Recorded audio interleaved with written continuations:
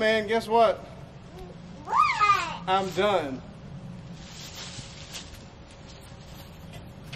Guess what? I love you. I love you too.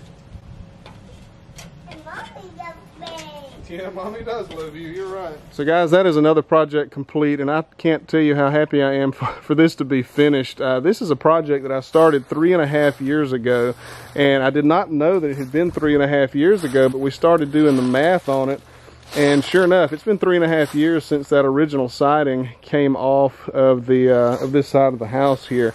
So it's been 3.5 years. This project has been hanging over my head for 3.5 years, and I really think it turned out great. I'm sure if y'all were really watching, you noticed some kind of interesting things that I did here.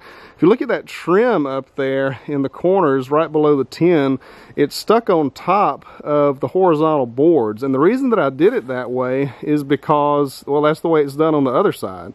So there are some gaps up there that are still there, but nothing that I can't fill in with foam insulation, great stuff, you know, whatever. I don't think it's really a big deal. You may have noticed there's quite a bit of staining on those boards. The boards that are vertical, Howard put those up maybe 1.5 years ago. And the ones that so they've got some weathering to them. The ones that I just put up were really not stacked right, so they just have some staining on them.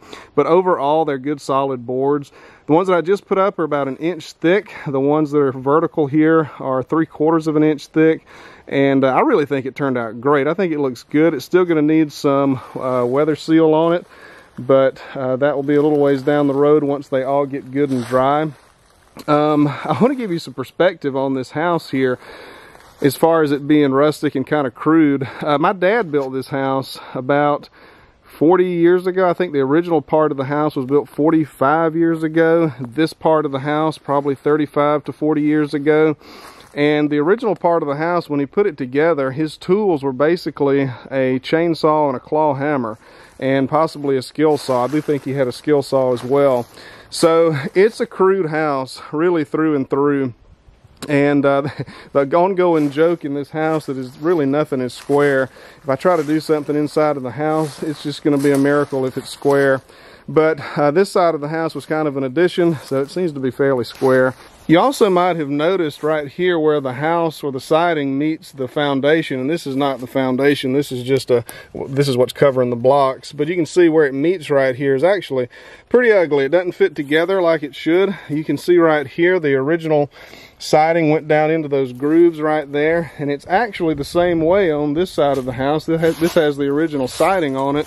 That's how it used to look right there, and of course, you know, there's no way that this new siding would have matched that. So that's looking pretty bad, and I'm not really sure what to do about that. So if y'all have any suggestions on how to deal with that, I am all ears. For those of you who watched the video entitled "Don't Do What I Did," I mentioned this ladder right here. This is a $3 ladder that my dad purchased, I think, at Goodwill.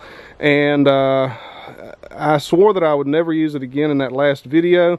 I needed a ladder for this project, so I started using it. The temptation was just too great for me, and it did almost throw me down at least once. So to remove the temptation and to force myself to purchase a new ladder, we're going to take care of this one. Roofing screw, roofing screw. That's just a little bit crooked.